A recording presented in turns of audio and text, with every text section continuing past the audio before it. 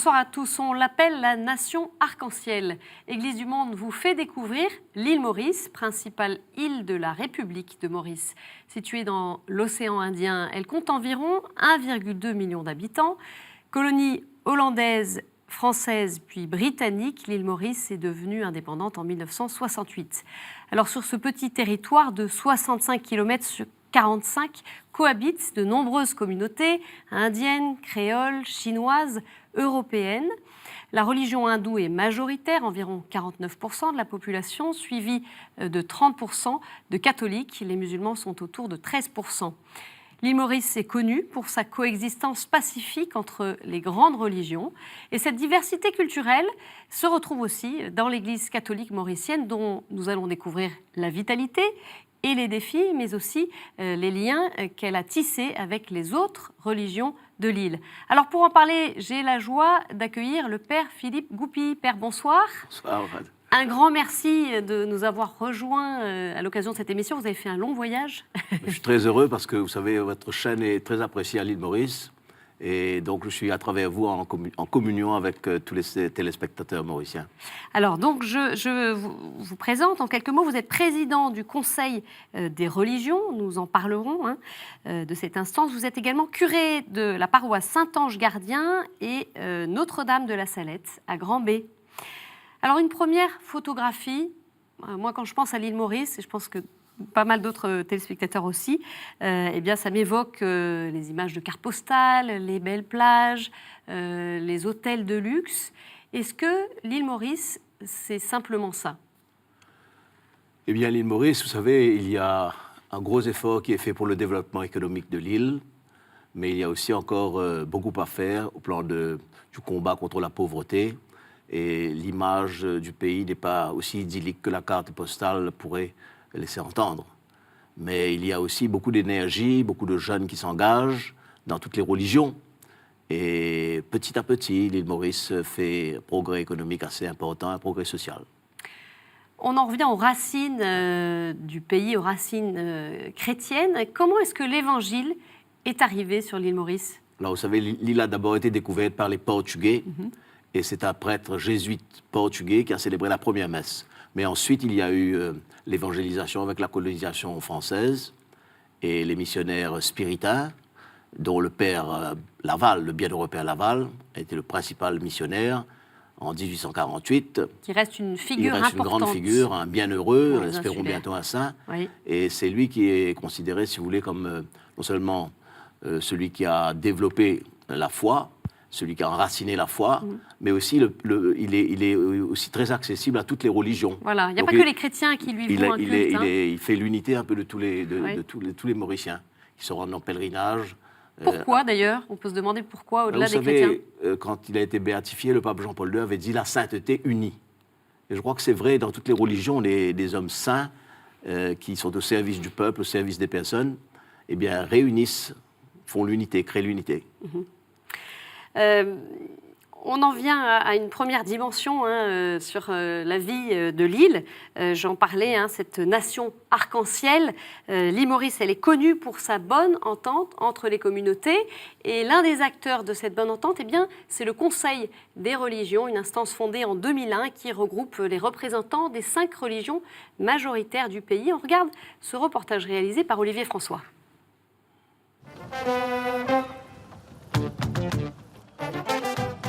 L'île Maurice est surtout connue pour être une destination touristique, de rêve et de luxe.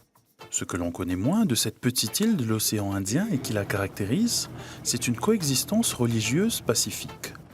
49% de la population est de confession hindoue.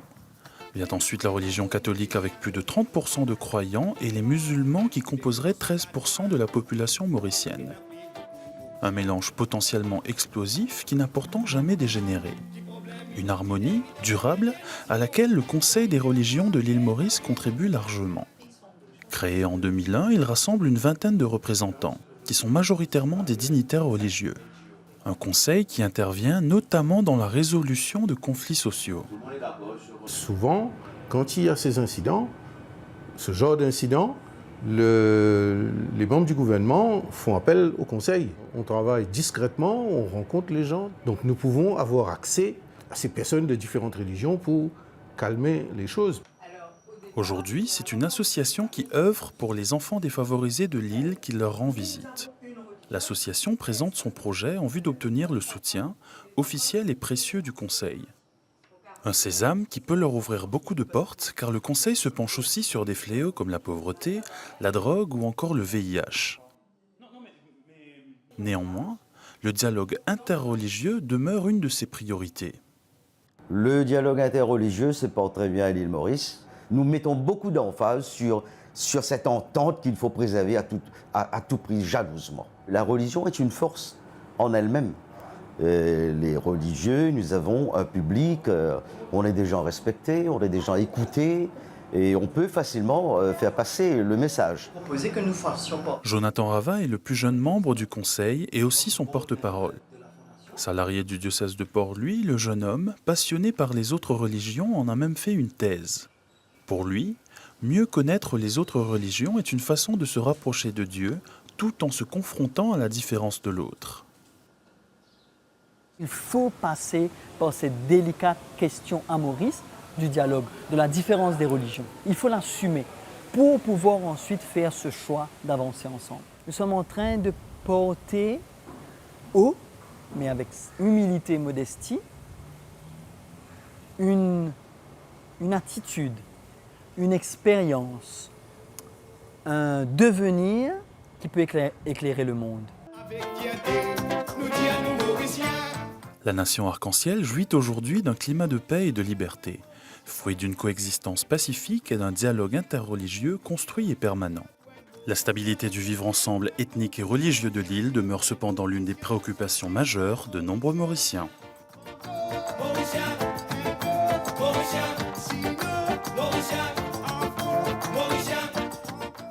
Voilà, Père, on voit bien qu'il y a quelque chose de fort qui se passe dans votre pays au niveau du dialogue interreligieux. On l'entend.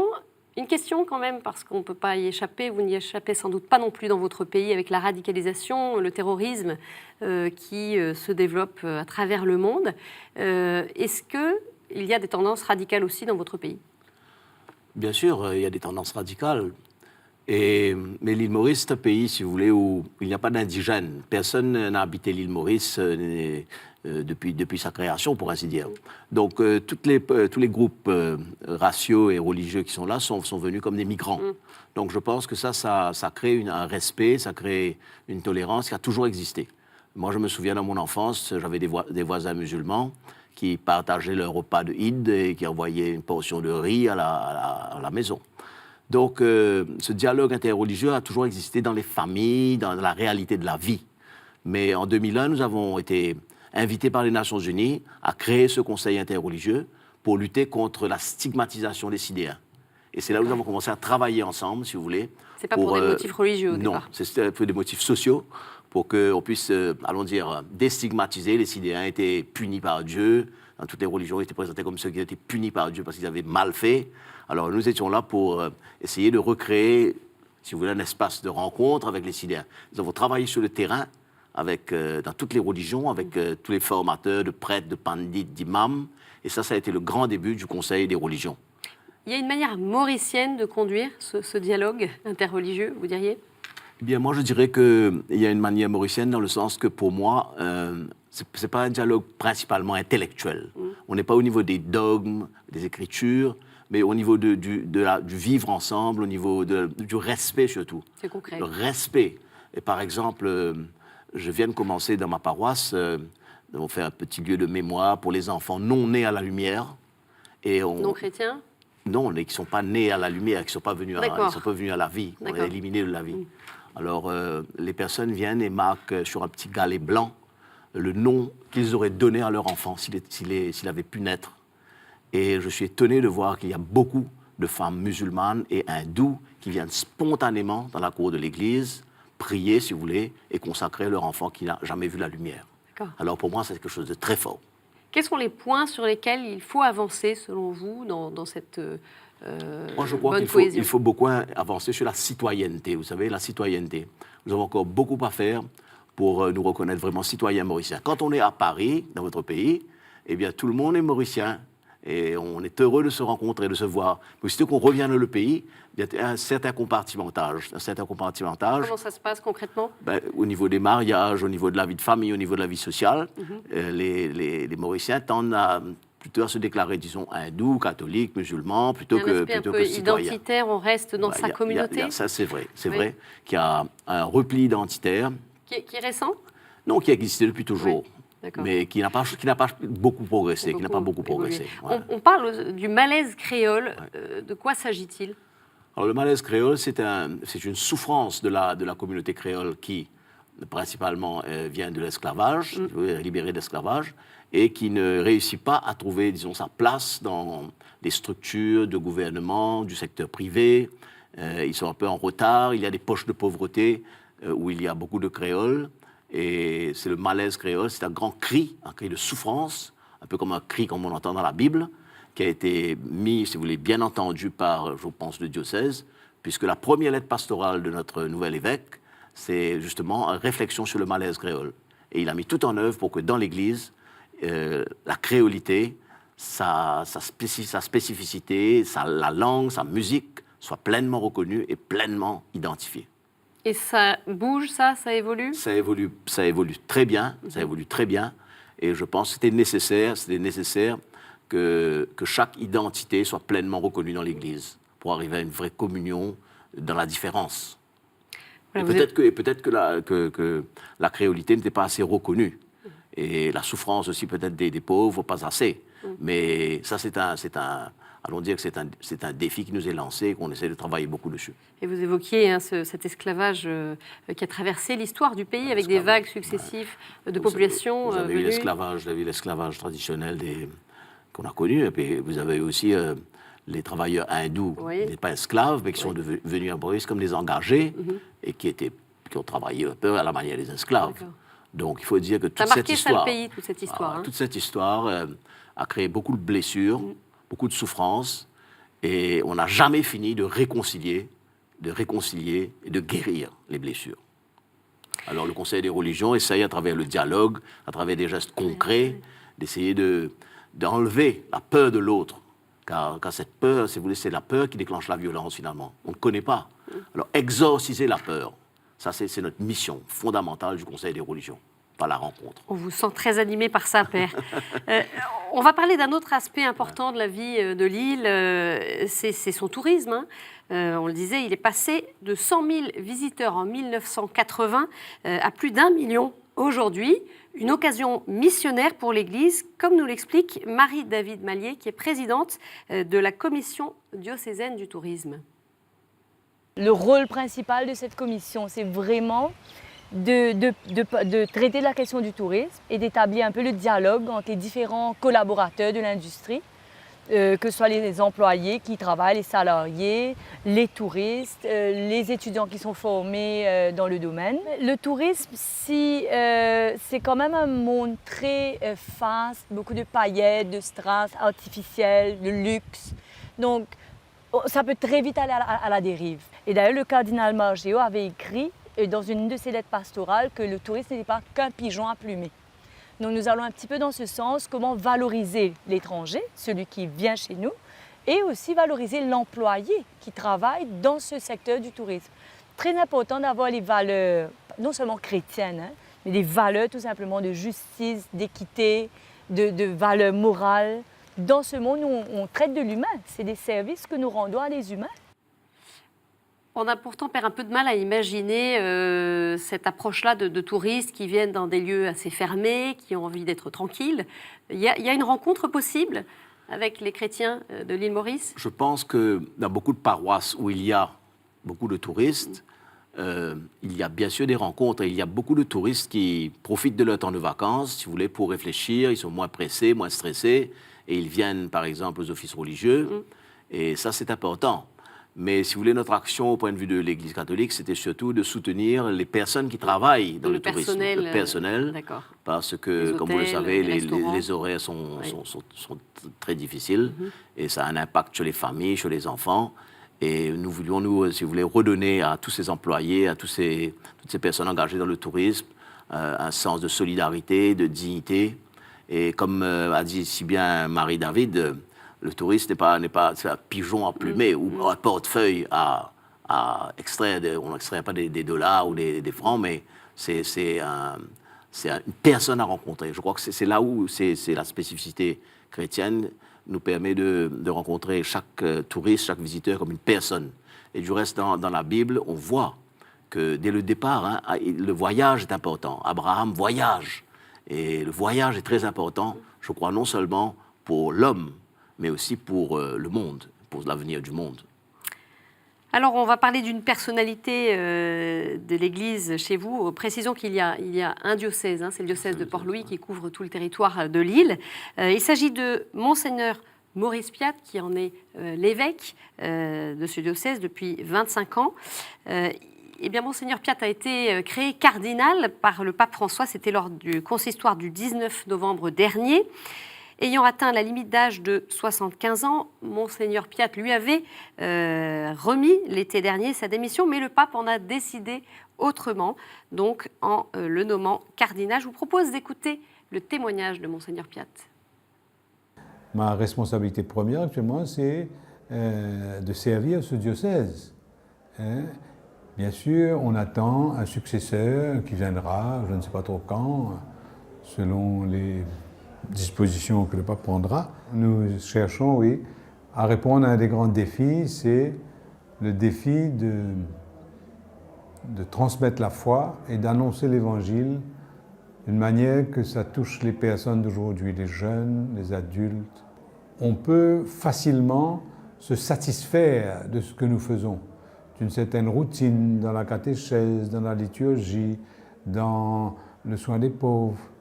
Et je crois que le monde change tellement vite, ça nous force à nous remettre en question et à revoir notre manière d'annoncer l'Évangile. Nous sommes invités à aller à la rencontre des frères hindous, des frères musulmans, et d'engager un dialogue simple.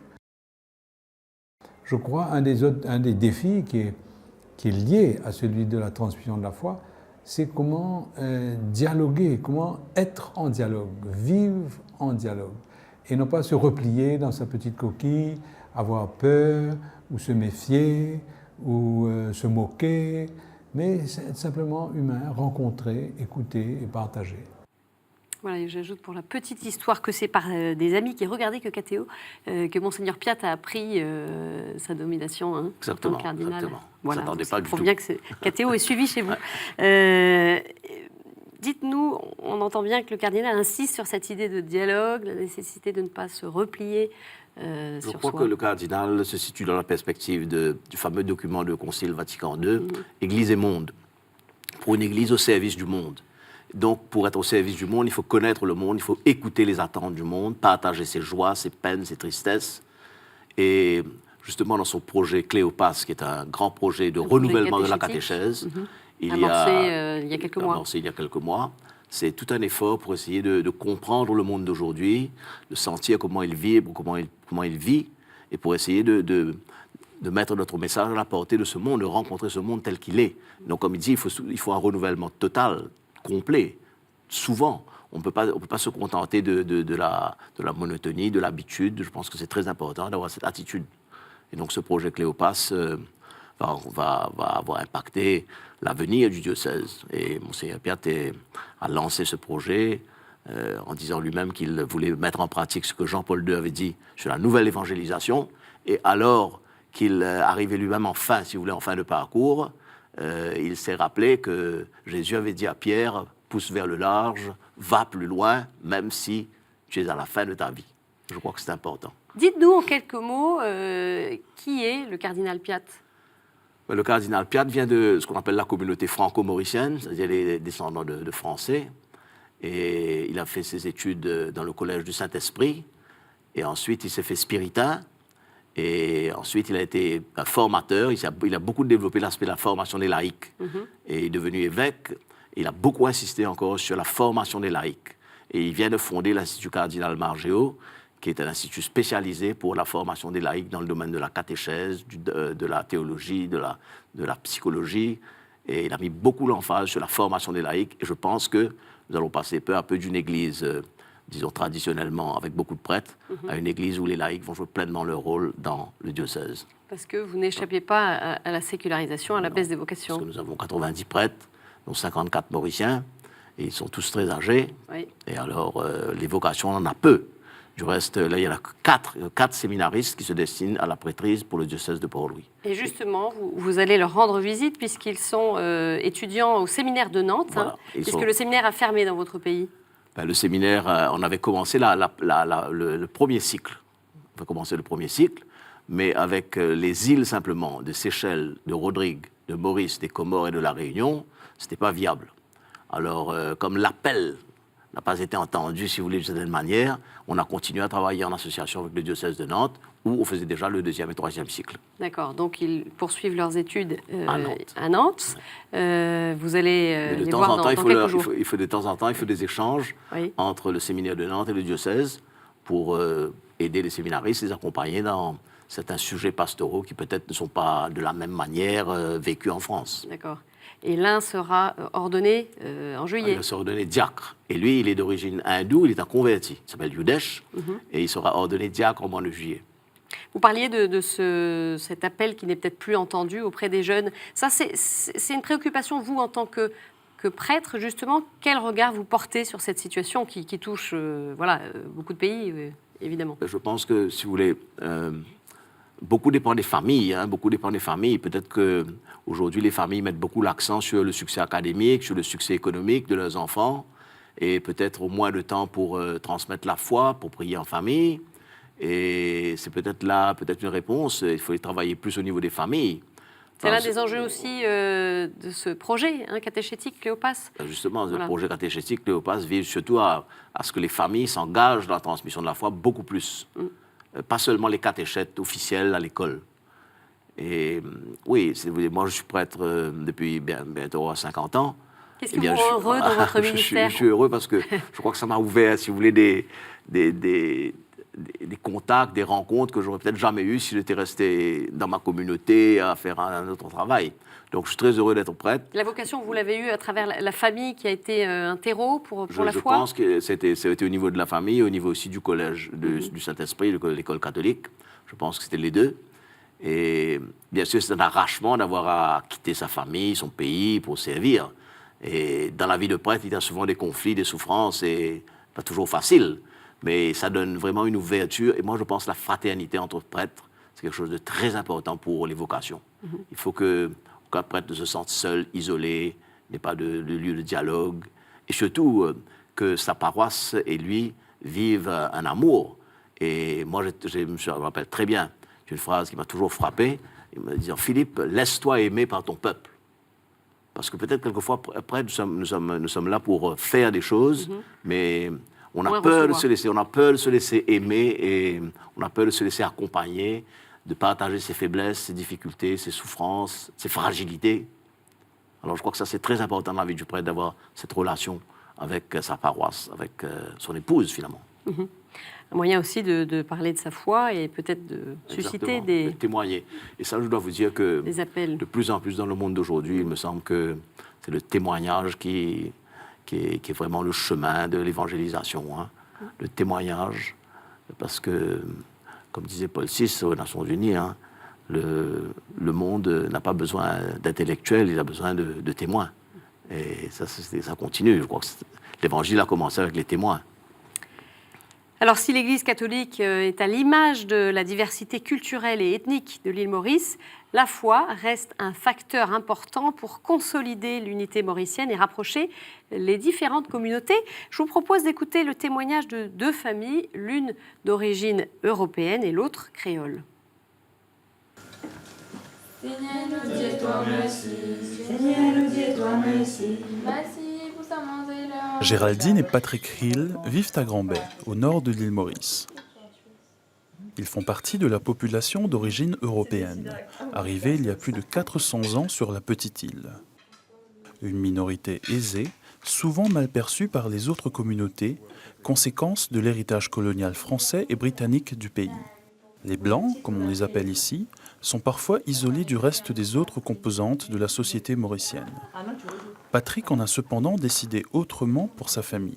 Je crois vraiment en l'île Maurice et à la mauricianité. C'est important quand on vit dans un pays d'être à l'aise avec tout le monde. Et je pense que c'est important quand on est mauricien de former la communauté mauricienne, d'être ensemble, d'être à l'aise, de pouvoir parler à n'importe qui et d'être ouvert. C'est à la paroisse des Saints-Anges Gardiens à Grand-Bay qu'ils vont à la messe avec leurs 3 enfants. Une messe représentative de la diversité culturelle de Maurice. Une mosaïque de couleurs qui se réunit sous une même bannière, celle du Christ. C'est d'ailleurs ici qu'ils ont rencontré Jean-François et Marie-Louise, parents de 3 garçons et issus de la communauté créole qui regroupe les différents descendants d'origine africaine et métissée. Pour eux aussi, l'unité du peuple mauricien est un enjeu important et surtout extrêmement lié à leur identité de chrétiens. Demander le baptême pour mon enfant, c'est un engagement que je prends vis-à-vis de Dieu, de transmettre la foi à mon enfant, à mes enfants.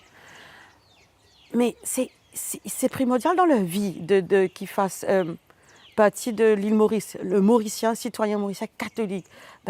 Je pense que sinon, ce n'est pas quelqu'un de comblé. Il doit être d'abord ce qu'il est, catholique, chrétien catholique, pour pouvoir réussir dans sa vie ailleurs que dans le domaine professionnel ou avec les amis, tout ça. Les écoles catholiques sont aussi un lieu où la transmission de la foi s'opère, même si aujourd'hui la majorité des élèves ne sont souvent pas catholiques. Pourtant, une réflexion autour d'un texte biblique est proposée chaque matin dans ce lycée, à tous les élèves, sans aucune distinction. Le message de l'Évangile est un message universel. Et sans essayer de convertir qui que ce soit, sans faire du prosélytisme, nous proposons, moi je le fais d'ailleurs régulièrement, une page de l'Écriture avec un petit commentaire, le tout ponctué d'une prière où tout le monde peut se sentir à l'aise. Et vous savez, nous faisons régulièrement le Notre Père. Pratiquement tous les élèves de toute confession religieuse connaissent cette belle prière du Christ et je vois pratiquement tout le monde la réciter. Le catholicisme est la 2e religion de l'île Maurice derrière l'hindouisme. Présente dans de nombreux secteurs de l'île comme l'éducation ou le social, elle doit aujourd'hui jongler entre la nécessité de transmettre la foi et son rôle indéniable dans l'unité de la nation arc-en-ciel. Voilà, un double défi pour l'Église. La transmission de la foi donc, qui se perd, on l'entend dans le reportage, donc ça c'est l'un des défis pour l'avenir de l'Église. Je pense que c'est un grand défi pour l'avenir de l'Église, mais surtout, l'Église doit continuer à être au service du pays. Le cardinal Margeau l'avait affirmé très fort, le cardinal Piat l'affirme très fort. Nous sommes au service du pays. Nous ne sommes pas là pour convertir, nous ne sommes pas là pour augmenter le nombre des catholiques. Nous sommes là pour servir le pays, servir l'humain. Et c'est là où nous rencontrons vraiment les personnes dans leur diversité et nous cheminons ensemble. Les défis principaux, le pays qui fêtera ses 50 ans d'indépendance l'an prochain, c'est quoi les grands défis pour l'avenir? Le grand défi actuellement, je pense que c'est combattre la pauvreté. Et dans la mesure où on peut combattre aussi le chômage, il y a aussi certains fléaux comme la drogue.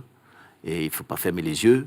Et là encore, l'Église catholique a commencé tout un travail il y a 25 ans maintenant pour réhabiliter les toxicomanes. Et maintenant, toutes les religions, ensemble, nous joignons nos forces pour combattre ce grand fléau qui détruit l'homme. Merci beaucoup, Père Philippe Goupil, de nous avoir rejoint le temps de cette émission. Bon séjour en France. Merci. Et voilà, c'est la fin de cette édition. Vous pouvez la retrouver, bien sûr, sur notre site et nos réseaux sociaux. Très belle semaine à tous. À la semaine prochaine. Au revoir.